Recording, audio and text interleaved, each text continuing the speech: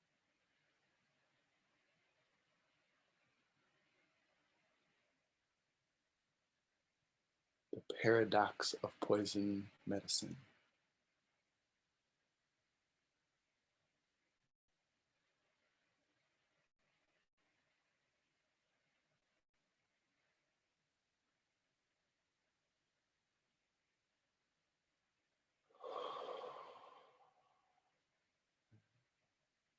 Ask about its medicine. Ask about what's needed for it to be actual, effective medicine. What is the right dosage? Who is the right part to carry it?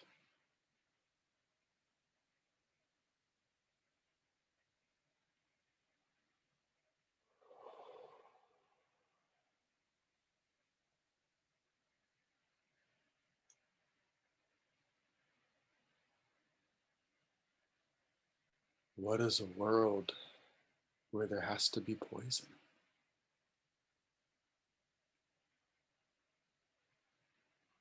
Where that's a medicine of this world? And how can that help us to forgive ourselves and each other? For the Anyonwiwa, this is a world where Creator said there has to be poison. Can't get rid of it, but we can carry it differently. What if we're not trying to throw away, obliterate, nuke, disappear any part of ourself or experience or ancestry or identity?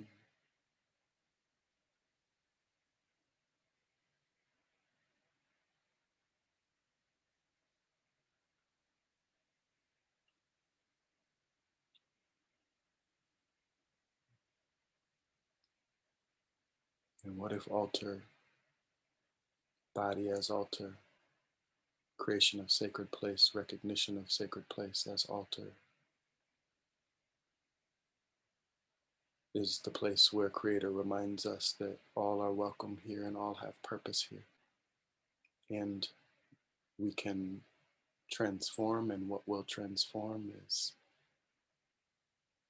recognizing that what is here needs to be, and we can redistribute or shift the way that it is designed.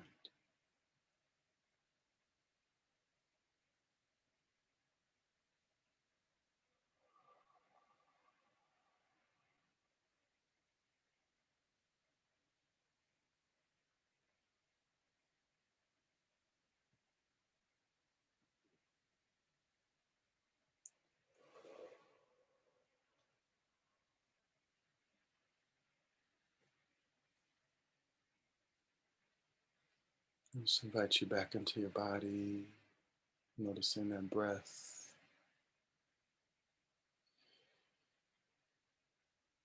noticing the earth underneath you, through pillow, through floor, through couch, through chair, through bed, through whatever. Connect to that earth.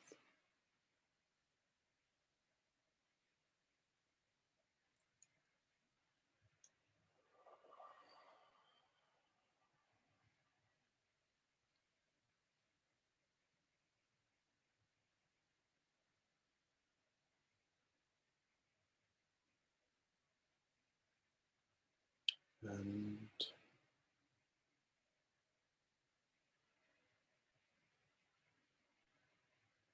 invite you to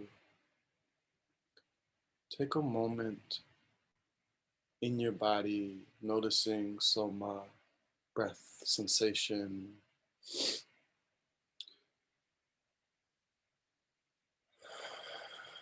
And I invite you to allow yourself to give yourself permission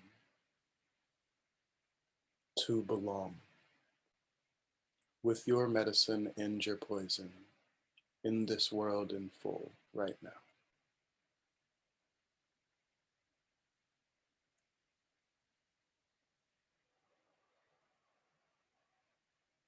What's your relationship in this moment to your own sense of belonging? Are there parts that don't feel like they belong in you? And can you invite them at least to belong with you here at the altar? And if there needs to be some shifting and more distance created, or you need to give parts of you to the earth, or different parts of places on your altar, or to the fire or the sage or whatever, but let them be here with you.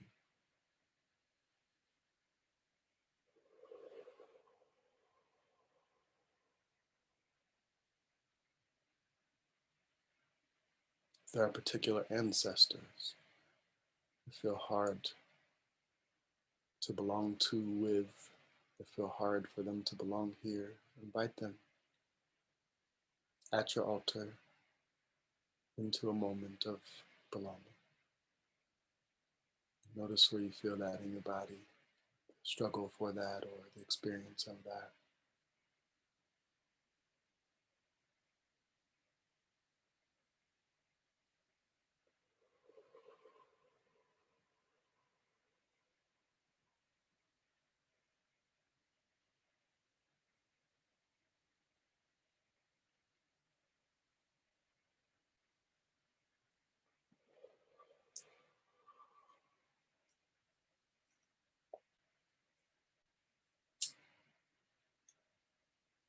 And include your medicine, that which feels like medicine, that which you know, sometimes at least, is medicine.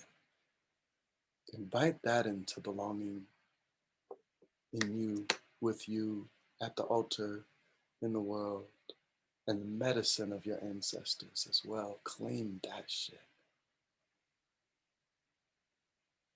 Yes, feel that in your body.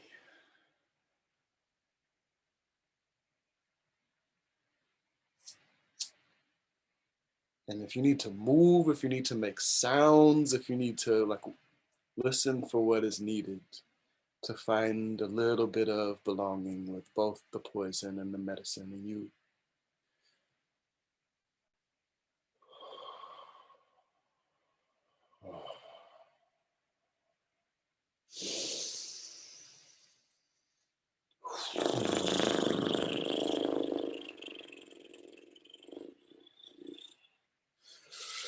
I would say it again. I invite you into movement and sound if you need to. It could just be me. Stillness is great too. But notice, make sure you're in your body right now. Get a little bit like for real, like capitalist, you bought this shit, walk away with some belonging. Do what you need to do to find a little bit right now, or a little bit more. Poison and medicine, belonging right here.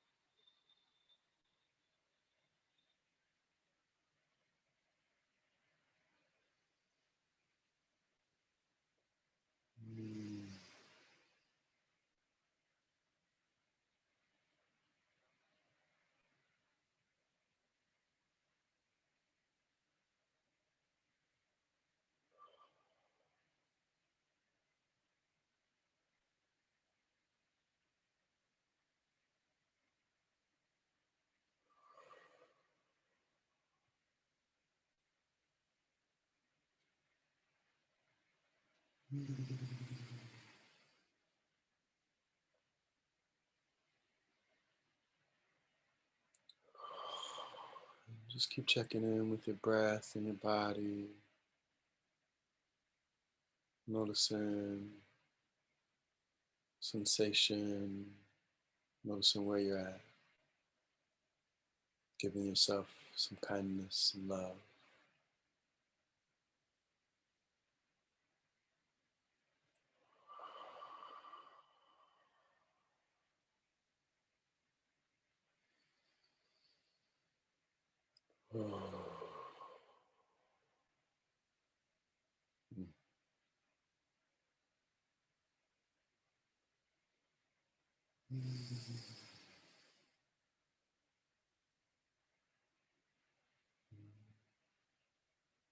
The owls and the hawks offer you their medicine.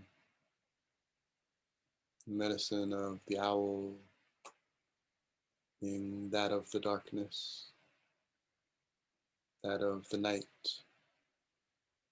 that of the often unseen,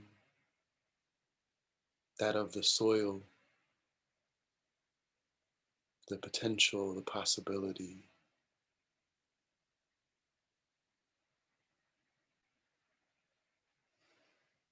And they see very clearly.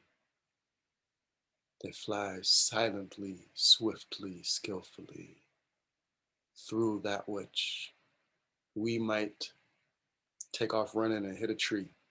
We may not be able to see in the spaces that they can go and traverse.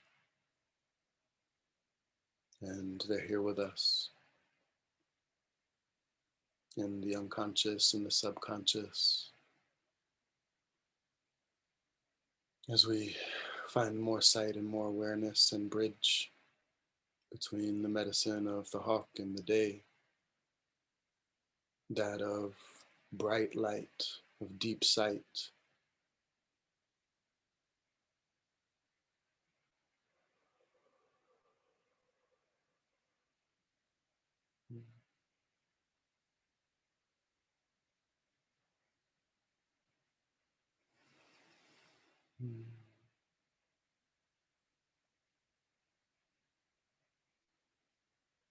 the owl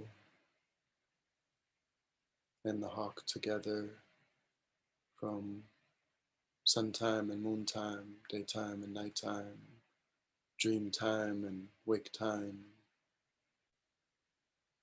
weaving us back together, building bridges between that which has been severed, inviting the belonging and the balance of both.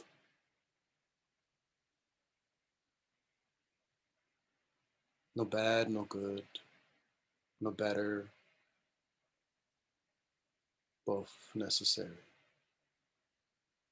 Both here, part of a purpose, part of a sacred, working together.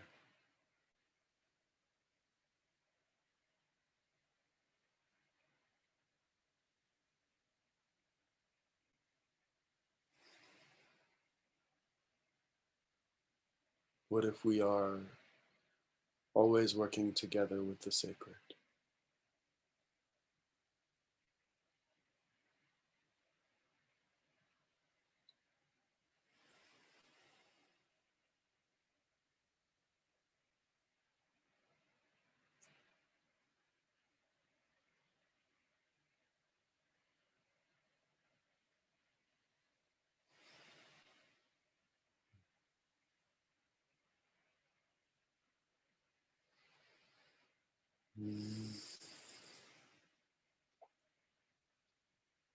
I'd like to open it up for anybody to share their last 10 minutes. Anybody would like to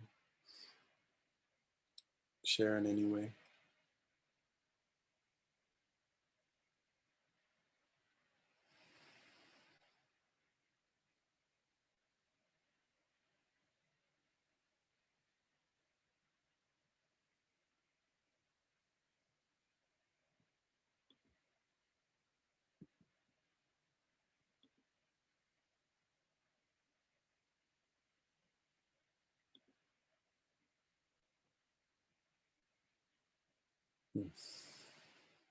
Okay. Can I read that aloud? No mic today, but that was very beautiful and powerful and very moved. Yeah, thank you.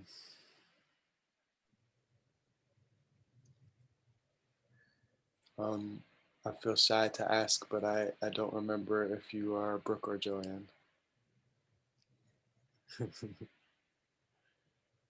Joanne, thank you.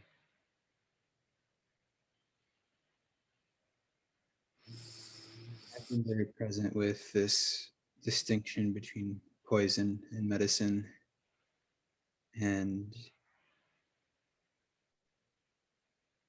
kind of taking that distinction all the way to the inevitable conclusion of compassion. And thinking about, when I thought about bringing all my ancestors forward to the altar and accepting all of them, there are ancestors who hurt people, who hurt other ancestors. And I also believe that they were doing the best they could. And I believe that my ability to see their mistakes is a privilege that I have, that I've grown up with just a little bit more knowledge of what love is than a previous generation did. And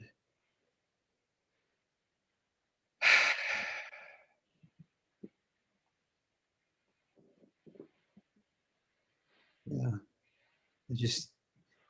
I don't have a strong enough understanding yet of the concept of karma, but I feel like this is wrapped up in it, that like, the work that my ancestors didn't finish is left to me, and I'm not going to finish all of it, and I'm going to finish some of it, and then I'm going to pass on the rest of the work to my descendants. And yeah, it's very powerful, just meditation. Thank you.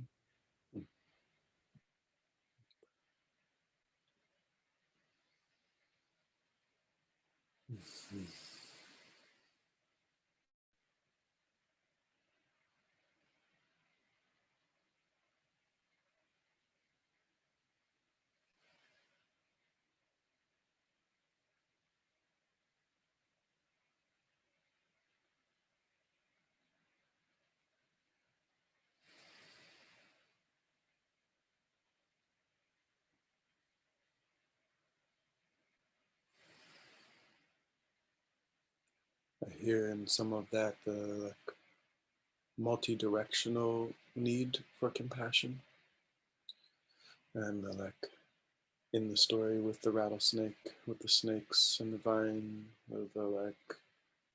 what is right relationship to maintain compassion with ourselves, with our world, with our relations, and compassion as a guide for keeping compassion, growing compassion.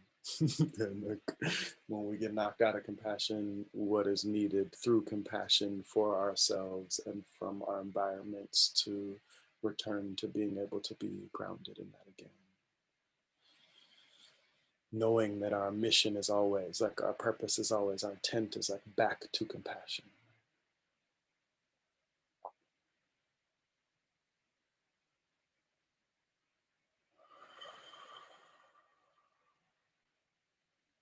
And through compassion, how does compassion look to create the ecology that allows us to rest in it?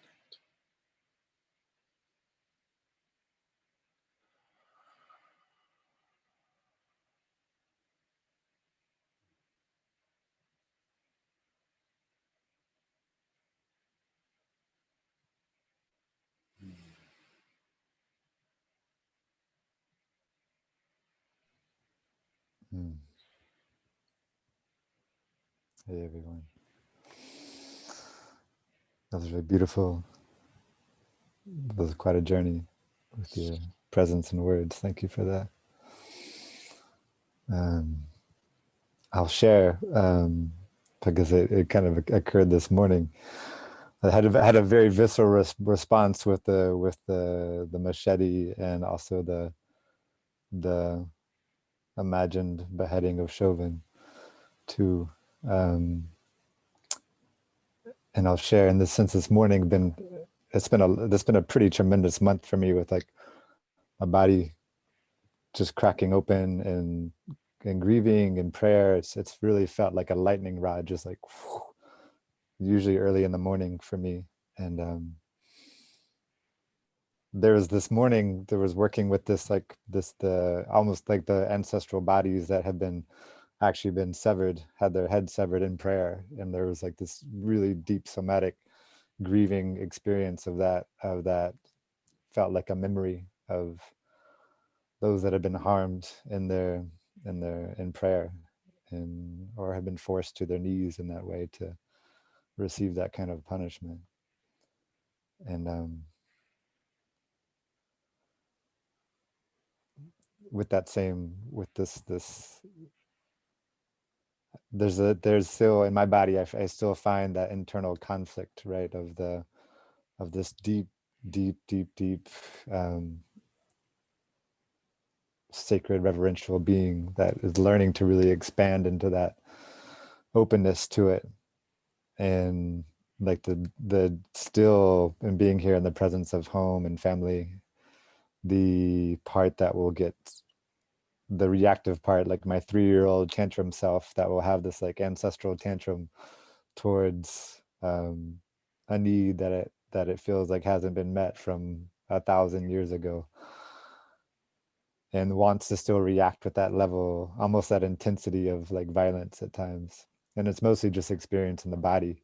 And that's the part that becomes so emotionally conflicting, is it's just this like raging anger to sadness in the moment of like of an instant, of a word, of a gesture, of a fragrance, even, or even just the semblance of something that felt so deeply violated.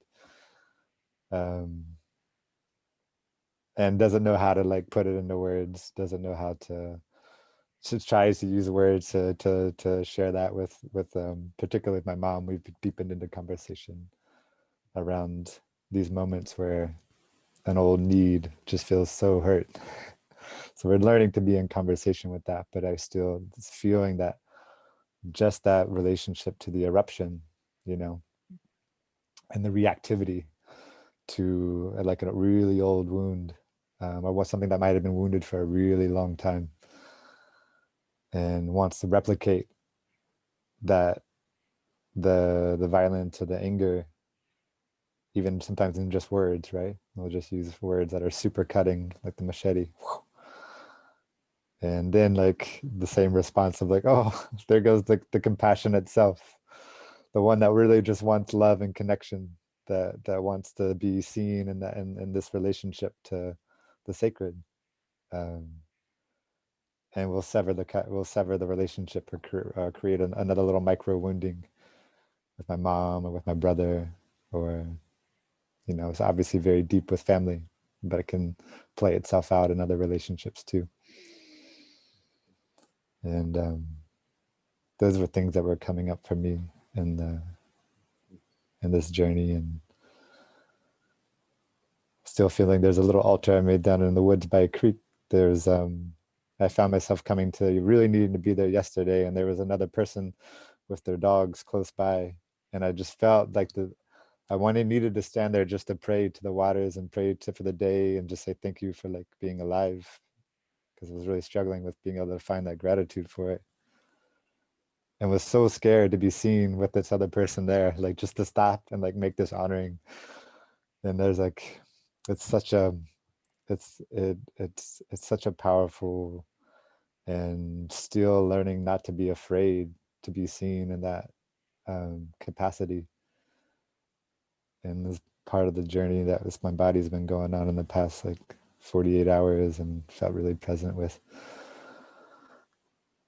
Tabi's sharing, and you're sharing right now too in the meditation, of how to really bring that place, give that place, that deeply praying sacred body, like a very confident home, you know, so it doesn't ever feel just terrified, basically terrified to be seen in its vulnerability of its like deepest prayer,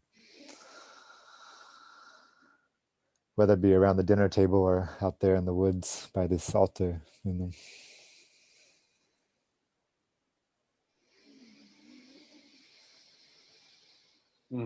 Thank you. Sure. I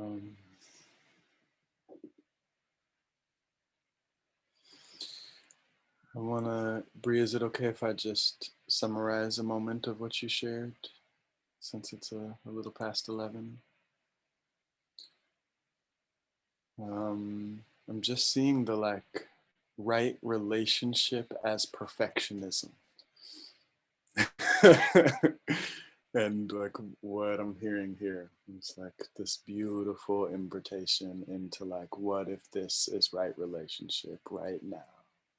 And what if we can like keep coming back?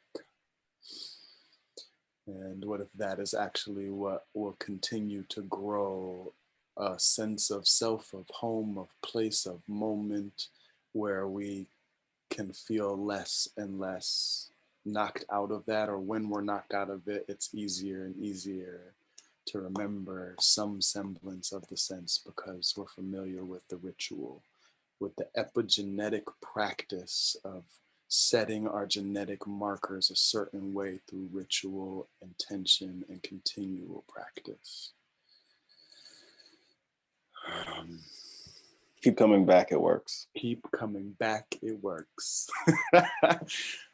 I want to invite us to just like give thanks to our ancestors, to altar, to sacred space. I want to invite us to send home anybody who we invited here, who belongs in the ancestral realms. Thank you so much for coming, all of y'all. Thank you so much for your medicine, all of y'all. Mama Lisa says, thank you for the beauty in many ways. We are as humans, deep cleansing in tears. Yes, yes, yes. Thank you. Yeah, thank you for this intergenerational, ancestral, sacred healing weaving that we did this morning on Throwback Thursdays and Ancestral Somatics together. Bless your days.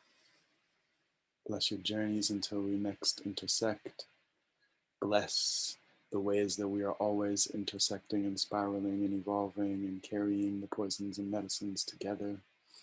Thank you for your awareness in carrying the medicines and poisons. It makes it easier for all of us. And grab your machetes. And grab your machetes. Love y'all.